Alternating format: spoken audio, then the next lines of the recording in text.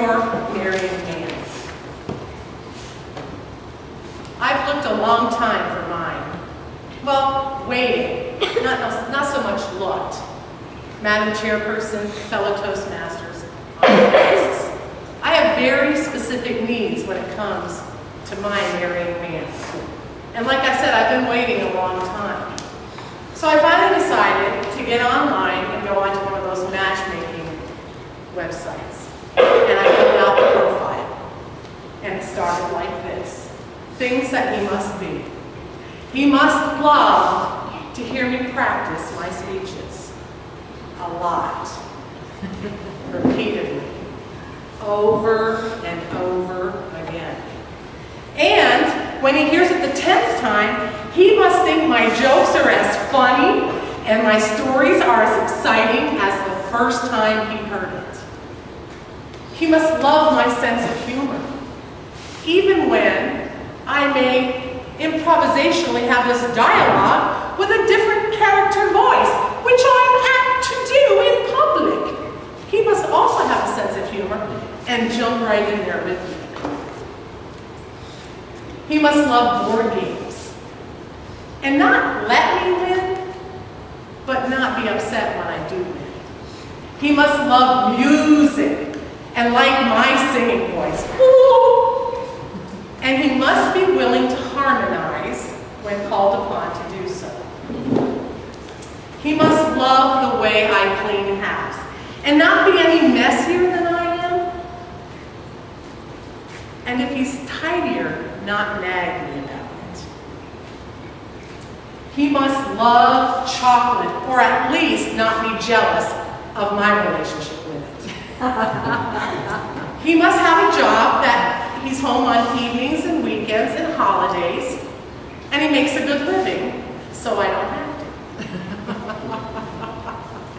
His parents shouldn't live too close, perhaps the next state or country.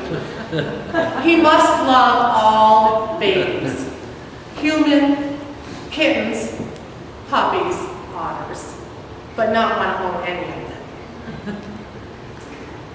He must be fit and healthy, but not expect me to be. In fact, he must love all this up in here and find me desirable even when I don't shave my legs.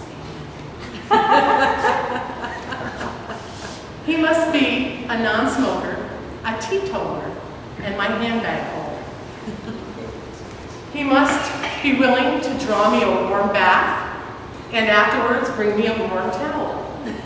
In fact, he must have warm hands and warm feet, especially under the covers, and no eating cookies in bed without me. He must love the water and, of course, be able to swim. He must love all of my girlfriends, but have none of his own. He must love to do the dishes, take out the trash, clean the bathrooms, and especially clean the windows.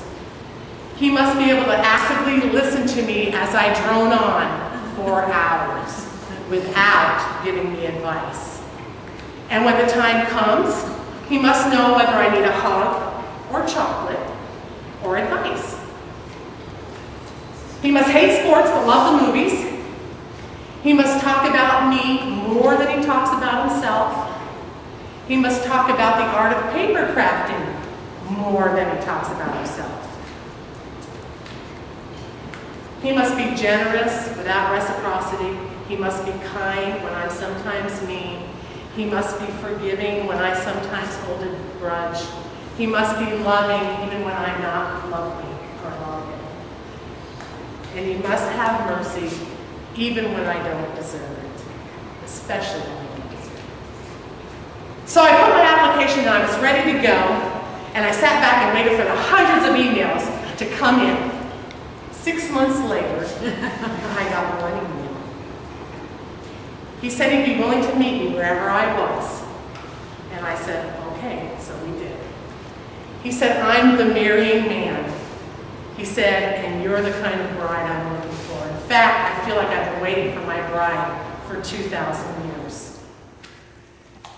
He said, Bonnie, I love you for who you are, for you. He said, "In my love," he said, "my name is Jesus, and my love will never be separated from you. Not tribulation, not persecution, not danger, not height nor depth. Nothing will separate you from my love." And this is what the final thing that he said when I opened my heart and said yes to him. He said, "I can meet all of your expectations, Bonnie, except one. I don't clean windows." Madam Chairperson.